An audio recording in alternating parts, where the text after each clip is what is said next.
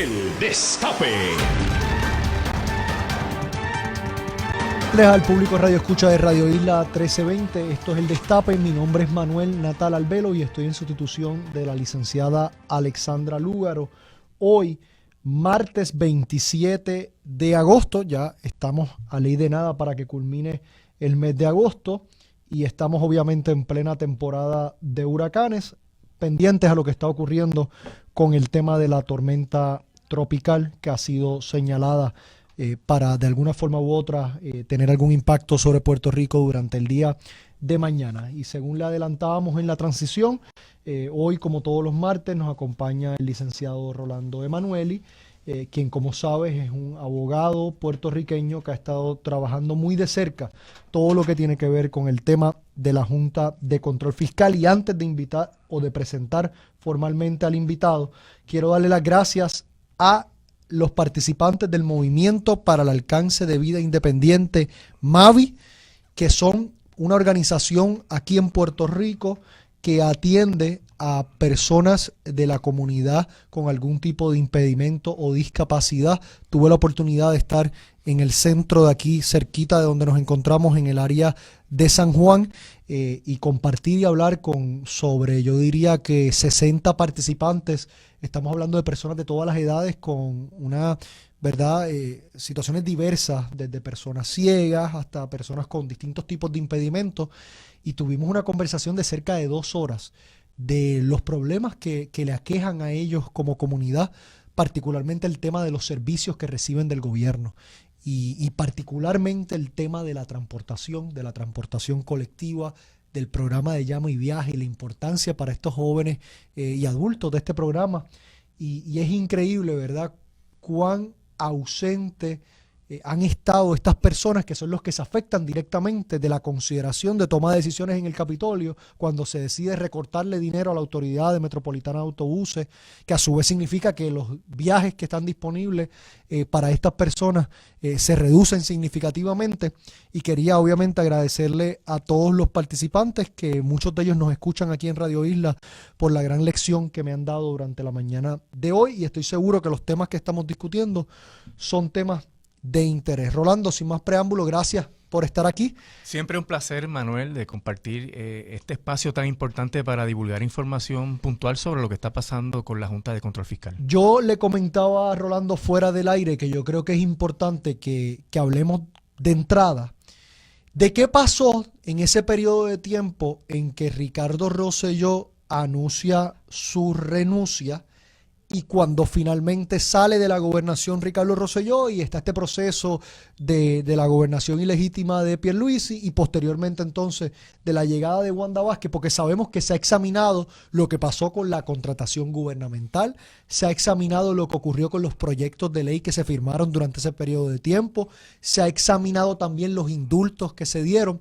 Pero quisiera saber, Rolando, ¿qué cosas ocurrieron en la relación con la Junta de Control Fiscal y particularmente lo que está ocurriendo en el Tribunal Federal en este proceso de quiebra, desde por lo menos el 24 de julio en la noche, que fue cuando Ricardo Rosselló anuncia su salida, hasta el 2 de agosto en la tarde, que es cuando Pierluisi entra a ocupar el puesto de forma ilegítima? Sí, en ese momento había muchas cosas que estaban ocurriendo en los procesos de título 3, particularmente en el caso de energía eléctrica y en el caso del gobierno central de Puerto Rico. En el caso del gobierno central se estaba anunciando que se iba a someter pronto un plan de ajuste de deuda. Ese plan de ajuste de deuda se dijo primero que venía en 30 días, no llegó, luego se dijo que venía en semanas, no llegó, y evidentemente fue parte de las cosas que el viento se llevó, ¿verdad? En términos de esa metáfora, lo que el viento se llevó, porque la renuncia y la salida de Cristian Sobrino particularmente atrasó todos los trámites. Ahí también coincidió que había una moción de la Junta y que estaba también el Comité de Acreedores No Asegurados para tratar de paralizar todos los pleitos que tenían que ver con las impugnaciones de los bonos. Sabes que se impugnaron emisiones de bonos del 2012, 2014, y se estaba pidiendo que se paralizara eso para poder ver cómo se podía negociar y llegar a algún tipo de acuerdo relacionado a ese asunto. No ocurrió el que se concediera el remedio, pero la jueza sí paralizó los casos. los casos los paraliza hasta el 30 de noviembre y ahí incluye toda una serie de procedimientos adversativos que estaban en controversia sobre quién tiene una garantía, quién tiene una prioridad, quién tiene el derecho a cobrar antes, si es GO, si no es GO, etcétera. Y envió todo eso a mediación.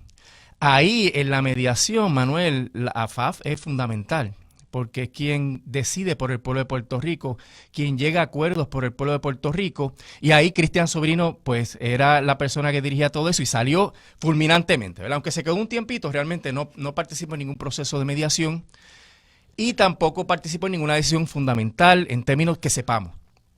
Ahora, en energía eléctrica, ahí fue devastadora la salida de Cristian Sobrino. Devastadora en el sentido de que había un itinerario para ver la vista primero el 24 de julio, luego se atrasó para el 8 de octubre, se volvió a atrasar para el 30 de octubre y eso a nuestra perspectiva es buena para la autoridad, para el pueblo de Puerto Rico y para la UTIER, a quien yo represento y el sistema de retiro, porque ese acuerdo es malo. Lo que quieren ellos es aprobarlo. Y al aprobarlo, mientras más rápido lo hacen, más rápido aumenta la energía eléctrica para los abonados de Puerto Rico y más se perjudica a la autoridad porque no va a tener dinero. Va a aumentar la tarifa y no va a tener dinero para mejorar la infraestructura. Pero la salida entonces de Sobrino en lo que tiene que ver con la Autoridad de Energía Eléctrica, usaste la palabra devastadora, ¿te refieres para los planes que ellos tenían de aprobar? Para los planes que tenían de aprobar el acuerdo de los bonistas lo antes posible para poder someter un plan de ajuste de deuda temprano el año que viene. Claro, pero para el pueblo puertorriqueño fue beneficioso porque nos da más tiempo para seguir dando esa pelea en contra de ese plan de ajuste. Claro, en ese sentido, eso es lo que quiero explicar, que la Junta tenía una intención de correr esto a toda velocidad y esos planes pues dieron al traste con la salida de Cristian Sobrino. Y particularmente el asunto de que él era testigo a favor del acuerdo y ya no va a poder ser testigo, ya de hecho lo renunciaron como testigo. El asunto del chat también afectó su credibilidad porque el Comité de Acreedores No Asegurados está pidiendo que se le entreguen los textos, los correos electrónicos y también cualquier chat en el cual se haya discutido asuntos relacionados al acuerdo con los bonistas. Así que en ese sentido todo esto trajo repercusiones en el caso de la Autoridad de Energía Eléctrica. Ese tema del chat es importante porque además de Cristian Sobrino, que representaba al gobierno de Puerto Rico en este proceso de renegociación de la deuda de Puerto Rico, también estaba Elías Sánchez, quien también se tiene información que ha representado a distintos grupos de bonistas. Por lo tanto, hay un posible conflicto de interés entre la información que estaba divulgando Sobrino en ese chat y que entonces estaba recibiendo Elías Sánchez, posiblemente para beneficio de sus clientes. Claro, y es parte del proceso de que ellos discutían todos los asuntos de política pública en el chat y como hay un descubrimiento de prueba en este tipo de procedimientos, esa información es pertinente para ver qué pensaban sobre los méritos del acuerdo, si entendían que realmente era bueno, si había corrupción o había algún elemento de juicio, ¿verdad?, que tomaron en cuenta que contradiga las expresiones que hicieron formalmente, porque Cristian Sobrino hizo una declaración jurada y habría que ver cómo él pensaba fuera del contexto formal del caso. Y Rolando, el tema del plan de ajuste y de que la jueza, al día de hoy el plan de ajuste no se ha presentado. No se ha presentado y a mi juicio la determinación de la jueza de paralizar los procedimientos hasta el 30 de noviembre va a tener un impacto en esa promesa que se hizo, porque es para negociar cómo se deben atender las reclamaciones sobre los bonos del 2012, del 2014, etcétera, y eso tiene que estar contenido en el plan de ajuste. Esa precisamente era mi pregunta, Rolando, porque hay quien podría ver como una buena señal o una buena noticia que la jueza Laura Taylor Swain haya paralizado los procesos en el tribunal hasta el 30 de noviembre, porque eso en teoría nos compra más tiempo para lograr unas cosas, pero también hay una preocupación de que el efecto que eso tenga es que se haya dado ese tiempo para acelerar el proceso, para provocar que muchas de esas decisiones se tomen mediante la llamada mediación y que entonces lo que haga es forzar a las distintas partes a llegar a un acuerdo y que cuando regresemos al 30 de noviembre, aquí no haya nada que se pueda hacer porque ya vengan las partes y digan llegamos a un acuerdo sin nosotros necesariamente conocer los detalles de ese acuerdo. Eso es una posibilidad. Sí, es una posibilidad. Es el espectro de COFINA. Y me refiero al hecho de que la Junta y el Comité de Acreedores No Asegurados estaba cuestionando la validez de los bonos de COFINA. Decían, esto no sirve, esto fue un mecanismo para evadir los límites constitucionales, y en el asunto de los bonos del 2012 y 2014, donde hay razones fundadas en los hechos y el derecho para pensar que son emisiones nulas, esto puede ser una estrategia para validarlos, para decir, bueno, yo pensaba que era nulo, ahora creo que hay un riesgo, que es la estrategia que han seguido, decir, va a haber un riesgo de que pueda haber una sentencia en contra, dice la Junta, ¿verdad? Claro. Y por tanto vamos a negociar, mejor es controlar el daño mediante la negociación. Entonces lo que era nulo, te lo presenten ahora con un nuevo papel celofán bien bonito y con una cintita diciendo, mira, este es el acuerdo. Y a mí me parece que hay algo de eso, de decir, son nulos en este momento, pero por este riesgo que hay de que pueda pelear el caso, vamos a negociar y lleguen a un acuerdo. Entonces lo que están haciendo y lo que hicieron en COFINA fue que un bono chatarra, sin garantía, pues lo convirtieron en un bono asegurado que en cualquier circunstancia posterior de impago o de otro proceso de título 3 habría que saldar primero. Es un duérmete nene, como uno dice por ahí, y ya tenemos la experiencia y creo que es importante que se recalque de lo que ocurrió en COFINA. Y hay personas que se sorprendieron cuando la Junta demandó impugnando la validez de ciertos bonos de obligación general, cosa que también en cierta manera hicieron bajo COFINA, y al final lo utilizan como una estrategia de negociación para, una vez tienen a las personas sentadas en la mesa, entonces llegar a acuerdos como esto. Nos informan que vamos a una pausa. Cuando regresemos de la pausa, quisiera que entonces hiciéramos el breve recuento, entonces resumir eso. Creo que nos falta discutir una cosa adicional que ocurrió en ese periodo de tiempo, que fue el posicionamiento del gobierno ante el caso que está ante el Tribunal Supremo en lo que tiene que ver con los nombramientos de la Junta de Control Fiscal. Y quisiera entonces que en la segunda parte del programa hablemos particularmente, Rolando, de las decisiones que tiene ante sí la nueva gobernadora Wanda Vázquez, y particularmente decidir si va a continuar la ruta nefasta por la cual nos ha llevado Ricardo Rosselló, o escogerá una ruta en donde se defienden los servicios más importantes para el pueblo puertorriqueño y los mejores intereses de este pueblo. Se encuentra con nosotros el licenciado Rolando Emanueli. El licenciado Rolando Emanueli, ha sido una de las personas que más de cerca ha atendido todo lo que tiene que ver con la ley promesa y los reclamos que se están haciendo con el proceso de reestructuración de la deuda de Puerto Rico. Antes de la pausa, el licenciado Emanueli nos hizo un resumen de varias de las decisiones que se tomaron desde el periodo en que Ricardo Rosselló anuncia su renuncia y el momento en que se da esa transición, pasando por el proceso de Pedro Pierluisi y eventualmente la llegada de la licenciada Wanda Vázquez. A manera de resumen, el licenciado Emanueli nos ha planteado del efecto que eso tuvo sobre el proceso de negociación en lo que tiene que ver con la deuda de la Autoridad de Energía Eléctrica. Habían unas vistas señaladas en donde el licenciado Cristian Sobrino, quien representaba al gobierno en esos procesos, particularmente porque dirigía la oficina de AFAF, era testigo de la validez y de la importancia de ese acuerdo. Por lo tanto, en la medida en que el licenciado Sobrino renuncia a su puesto como parte del escándalo del chat de Telegram, esa vista se sigue aplazando y al día de hoy esa vista no se ha celebrado. Para el 30 de octubre. Está pautada para el 30 de octubre. Sin embargo, un plan de ajuste de la deuda de la autoridad que se esperaba que quizás ya para esta fecha que estamos conversando posiblemente estuviera aprobado.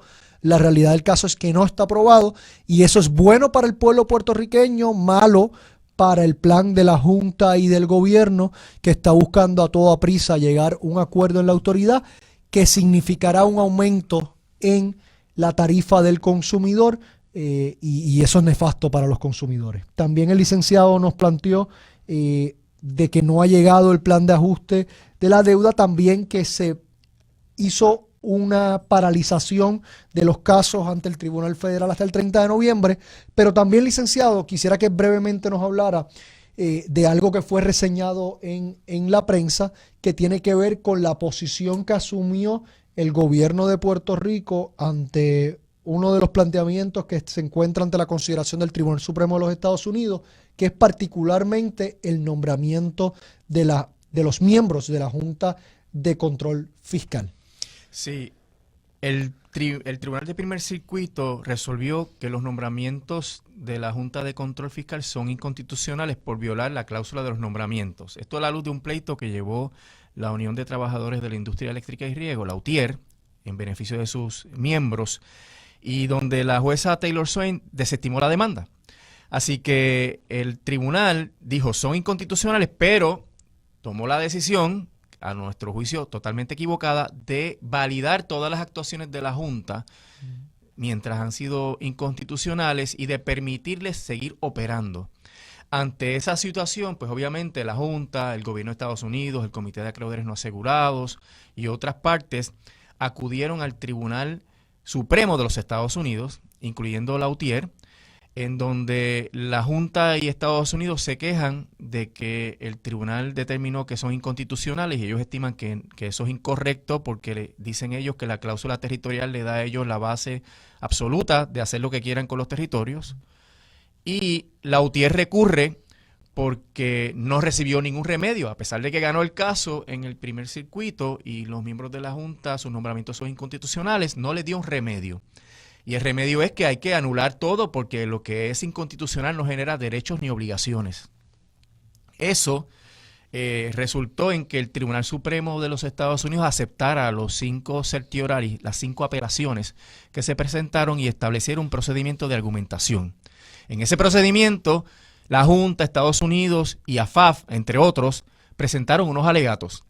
Y lo que fue sorprendente, que fue el propio día, ¿verdad? Al otro día de haber anunciado la renuncia el 25 de julio, AFAF dice que él entiende que los nombramientos de la Junta son válidos, son constitucionales.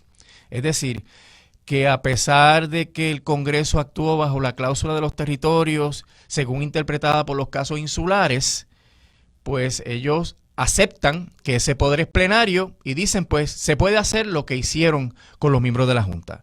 Lo cual es una barbaridad en términos no solamente jurídicos, sino políticos. Porque sabemos que el PNP ha tenido una postura sobre los casos insulares, una postura sobre la cláusula territorial, que son contrarias a esa posición que manifestó AFAF. De hecho, Pedro Rosselló González, el padre, está en un caso ante la Organización de los Estados Americanos planteando que ese sistema de la cláusula territorial interpretada por los casos insulares viola el derecho internacional y las enmiendas de la Constitución. Y por ende nos sorprendió esa contradicción en términos de alegar que el poder del Congreso para establecer los gobiernos territoriales es absoluto y que por ende la Junta es constitucional.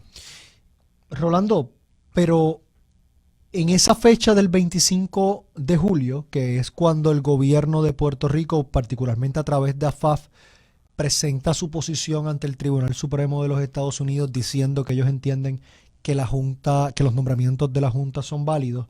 En ese momento, ya Cristian Sobrino había salido del liderato de AFAF, ¿cierto? Sí, lo que pasa es que aunque todo se dio coetáneo, para que tú puedas radicar el 25 de julio, tú tienes que enviarle tu escrito a la imprenta por lo menos 4 o 5 días antes. O sea, esto se planifica con bastante antelación. Y en ese sentido, probablemente ya todo el proceso, toda la maquinaria de presentar el argumento estaba bajo las premisas del gobernador Ricardo Rosselló y Cristian Sobrino. No se puede cambiar esto de la noche a la mañana.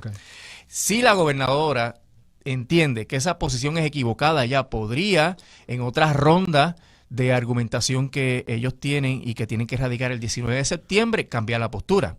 Podrían también cambiar la postura en la argumentación que se va a dar en el Tribunal Supremo, ¿verdad? Porque allí... ¿La fecha de la argumentación es cuándo? 15 de octubre. Ahí quienes van a argumentar son el gobierno de Estados Unidos y la Junta, por el lado de los que piden que se revoque el circuito y por el lado de los que pedimos que se confirme el circuito, pero que se revoque la parte del remedio, está Aurelius y está la UTIER. Y en ese sentido, aunque no hay un espacio separado para que AFAF argumente, obviamente sí puede plantear en el brief, en el alegato que tiene que radicar el 19 de septiembre, cualquier cambio en esta postura. Claro. Yo creo que es interesante lo que plantea el licenciado Emanueli, porque aún durante el periodo de salida de Ricardo Rosselló, se estaban tomando decisiones, algunas que comprometían los recursos del erario, otras que cambiaban la política pública del gobierno de Puerto Rico en distintos temas.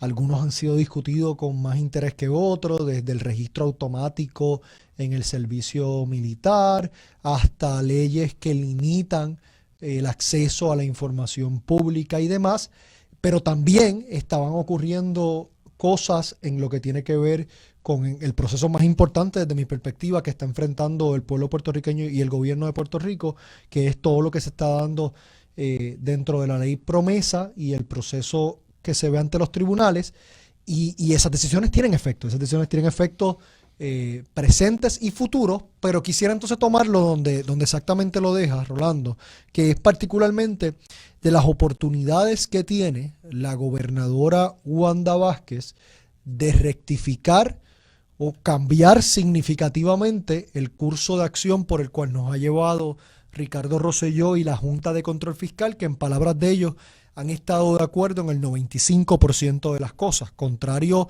a la proyección pública que han tratado de crear, de que están encontrados con la Junta, de que están luchando contra la Junta. Ya vemos a Tomás Rivera Chatz dándose golpes en el pecho, de que nosotros enfrentamos a la Junta. La realidad del caso es que en el 90 y pico % de las cosas, Ricardo Rosselló y la Junta han sido de un buitre las dos alas. Y en ese sentido se presenta una oportunidad de rectificar. Yo quisiera que, para beneficio del público radio escucha y mi beneficio también, conocer cuáles son esas oportunidades que se presentan próximamente para que la gobernadora Wanda Vázquez cambie la posición asumida por la administración Rosselló. Hay varios asuntos de umbral que son fundamentales. Número uno, me parece que hay una oportunidad para rectificar el no haber hecho la auditoría de la deuda. El informe que preparó la Junta, que le encomendó a Cobre and Kim, no es una auditoría, pero revela muchas prácticas que realmente siembran muchas dudas sobre la legalidad de gran parte de la deuda de Puerto Rico. Y hacer una auditoría forense en donde se determine la legalidad y quiénes fueron los responsables va a ayudar al gobierno en sus posturas de negociación. O cuando vaya a presentar el plan de ajuste de deuda, podría presentarle a la jueza un plan donde no se reconozca esos créditos que se determine que con la auditoría son ilegales. Eso me parece que nunca es tarde, porque todavía quedan planes de ajuste de deuda del gobierno central, de la Autoridad de Energía Eléctrica. O sea, solamente se aprobó el de Cofina, quedan 4 más. Y el que se pueda aclarar eso sería un gran triunfo para el pueblo de Puerto Rico. Tiene que asumir la postura sobre la defensa de las pensiones. Tiene que ratificar que no va a legislar para recortar las pensiones. Eso es bien importante para nuestros pensionados. Tiene que definir los servicios esenciales, porque promesa dice que el plan fiscal tiene que definir los servicios esenciales, pero el plan fiscal, el primer borrador lo genera el gobierno. Y si el gobierno no cumple con su parte de poner ahí qué es lo esencial, pues entonces la Junta no lo va a poner, porque la Junta no quiere determinar los servicios esenciales porque eso le resta la flexibilidad para darle el máximo a los acreedores de bono. Si tú defines los servicios esenciales, tú estás haciendo una distribución y lo que sobra es para los bonos. Claro, claro. Y entonces, al no hacerlo, tienes toda esta flexibilidad que ya ha resultado en acuerdos perjudiciales como el de Cofina, y podría ser muy dañino en el caso del Commonwealth, del gobierno central y de la Autoridad de Energía Eléctrica en particular. Ahora, el que se determine los servicios esenciales y cuánto sobra para pagar la deuda es fundamental para ver la viabilidad del plan de ajuste de deuda. ¿Cómo vamos a comprometernos en un plan de ajuste de deuda que tenga unas partidas muy grandes de pago a los bonistas, que luego obligue por la ejecución de la economía, que sabemos que la economía no va a crecer? Ellos mismos lo aceptan, que no va a crecer suficiente para poder tener un crecimiento sostenido. Pues cuando llegue ese momento en que ya no dé el dinero para pagar ambas cosas, la deuda y los servicios esenciales, va a haber que tomar una decisión. Entonces ahí el político que esté ahí, pues ¿a quién va a proteger? Tiene que proteger su pueblo, ¿no? Tiene que hacer eso. Entonces podríamos incurrir en otro impago. Y ahí es que viene el problema que hemos señalado, que si se aseguran estos bonos nuevos que se emiten con los planes de ajuste de deuda en un procedimiento posterior de cualquier ley de quiebra, eso hay que respetarlo y no se puede recortar. Por ende, va a ocasionar que se tenga que incurrir en otros cortes adicionales en los servicios esenciales y particularmente a los pensionados. Mira, si nosotros vemos el presupuesto del gobierno central, 9,000 millones, para poner un número redondeado, pues antes se pagaban con la ayuda del refinanciamiento, con todas estas trampas que se hicieron, ¿no? Se pagaban de 3,000 a 4,000 millones de dólares anuales en deuda. Pero ahora hay que pagar los pensionados, que son como 2,000 millones de dólares. ¿De dónde va a salir el dinero para pagar los bonistas si tú no tienes crecimiento económico y si tú has sido muy generoso con esos bonistas? Claro. Así que se crea un conflicto que no se ve ahora, pero le va a explotar en las manos a la gobernadora el año que viene si la Junta somete el plan de ajuste el año que viene. Yo creo que para beneficio de nuestros radioescuchas, lo que Rolando está planteando, podemos quizás llevarlo a un ejercicio de nuestro hogar. Digamos que en nuestro hogar usted tiene una deuda de la hipoteca de $1,000 mensuales, ¿verdad? Usted tiene una deuda del carro de $350 mensuales. Usted tiene una deuda de la tarjeta de crédito que cuando la cosa se puso dura la explotó y eso va por 5,000 y pico de pesos. Y usted tiene todas estas deudas que tiene acumulando y usted está, obviamente no puede cumplir con todas esas deudas. Usted está trabajando 1 o 2 trabajos buscando generar ingresos adicionales, pero la realidad del caso es que no puede cumplir con todas esas deudas. Y de momento se le presenta una oportunidad de usted reestructurar esas deudas para ajustarla a lo que es su capacidad real de pago. El definir los servicios esenciales en el gobierno sería lo equivalente a que usted en su casa decida qué son las cosas más importantes con las cuales sin ellas usted no puede vivir. Las cosas obvias, un techo seguro, la comida para sus hijos, quizás la educación de sus hijos, el vehículo de motor que necesita en un país que no tiene transportación pública para transportarse a su trabajo, que a su vez entonces le va a servir para generar ingresos y poder pagar.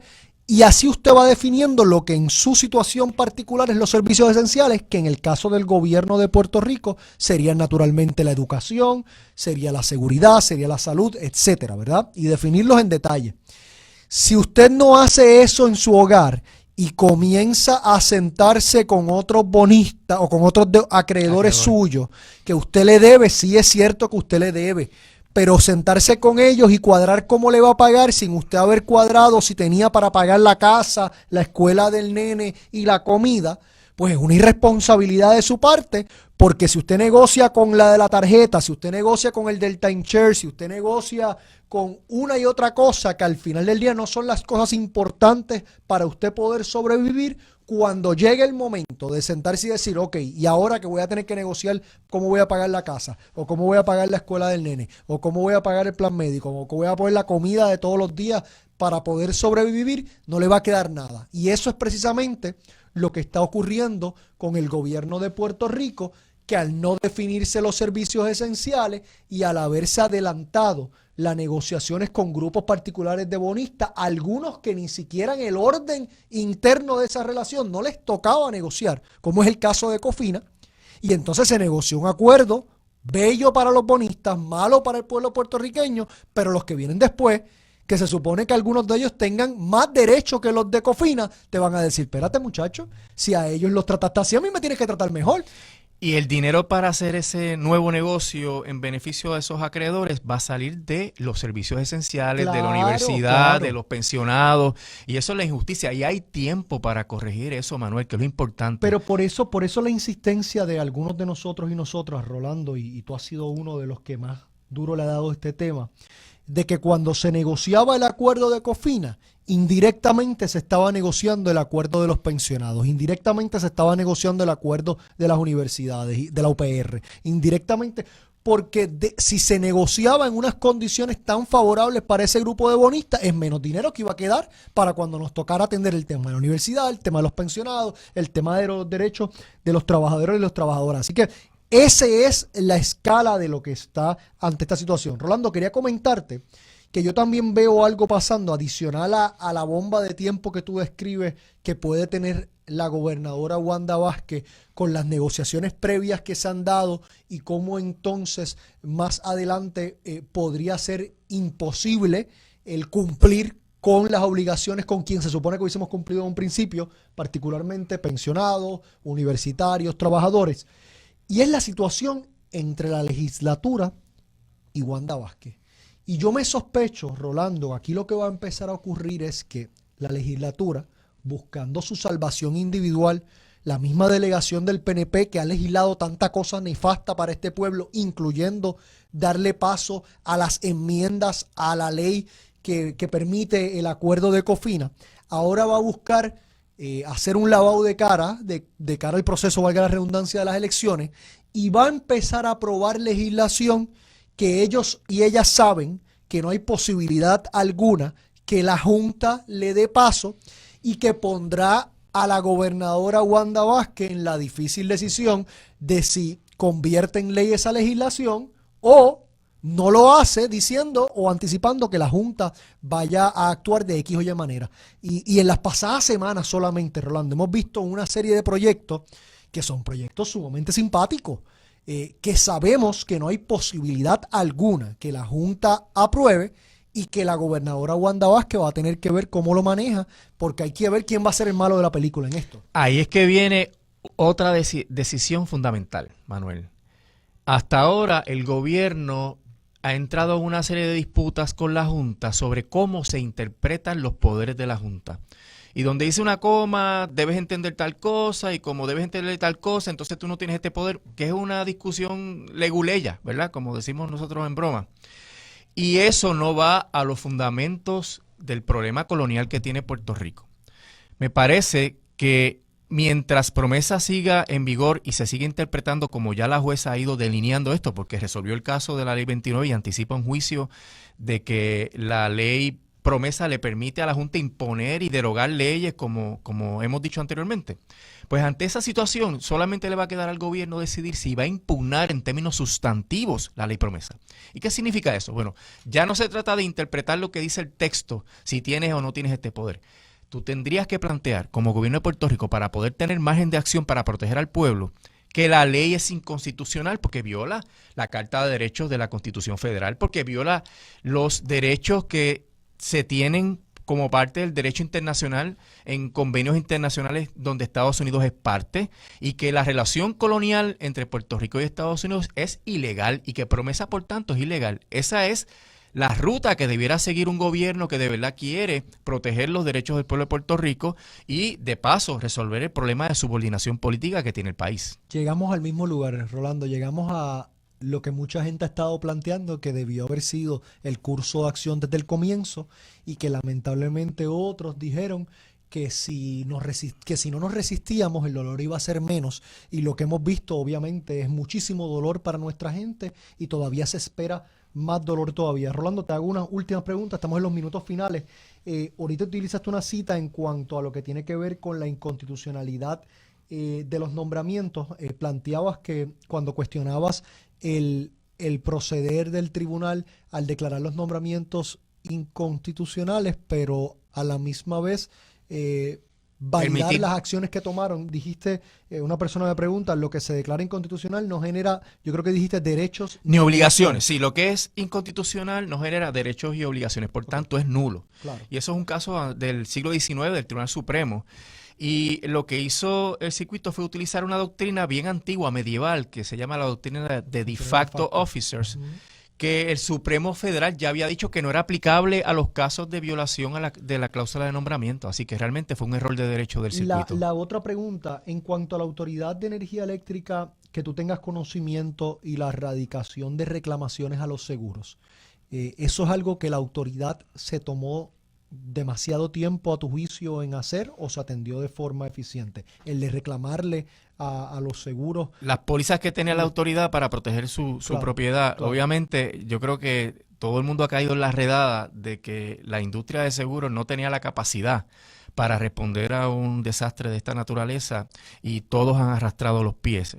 Por lo menos me consta que los municipios no han podido cobrar sus pólizas de seguro y yo presumo, no lo sé, ¿verdad? Personalmente, yo presumo que la autoridad también tiene ese problema de que no ha podido Es que cobrar sus me pólizas. hacen la pregunta porque aparentemente no tengo la información exacta. La autoridad tomó mucho tiempo en radicar esas reclamaciones y la persona lo plantea. ¿No crees que eso se haya hecho adrede para entonces justificar la entrega de la autoridad en la medida en que no tienes el dinero para hacer la reconstrucción? Y eso hace más necesaria, entre comillas, la privatización de la autoridad. Y compatible con la historia de los últimos años donde la gerencia de la autoridad ha menospreciado ese patrimonio y lo ha tirado al desperdicio para tratar de justificar la privatización y la venta de los Es activos. la historia de la Autoridad de Energía Eléctrica, es la historia del aeropuerto Luis Muñoz Marín, es la historia de las principales autopistas del país, es la historia de la odisea que están viviendo nuestros amigos de Vieques y Culebras con el transporte marítimo, donde por un lado aquellos que vienen al gobierno supuesta y alegadamente a servir, llevan al piso estas instituciones públicas con la esperanza de luego ir a la empresa privada y ser ellos los que vienen de la mano con esos privatizadores que se benefician. Ahí lo vimos en el caso de Luis Fortuño, lo vimos en el caso de Alejandro García Padilla y lo veremos en otros casos más, lamentablemente. Rolando, se nos ha acabado el tiempo. Se va bien rápido se siempre. va muy rápido cuando uno la está pasando bien y está aprendiendo. El tiempo va volando. Espero que haya sido tan beneficioso para nuestro público Radio Escucha como lo fue para mí. Te agradezco todo el trabajo que estás haciendo por Puerto Rico. No me canso de decirlo. A ti y a Lautier, la batalla que están dando es una batalla por todo el pueblo puertorriqueño. Y gracias nunca será suficiente. Así Siempre a la orden, gracias. para adelante, hermano. Bueno, pues muchas gracias a todo el público Radio Escucha. Esto ha sido todo por hoy en El Destape y no se vaya nadie que vamos entonces a la transición. Muchas gracias por su sintonía. El Destape.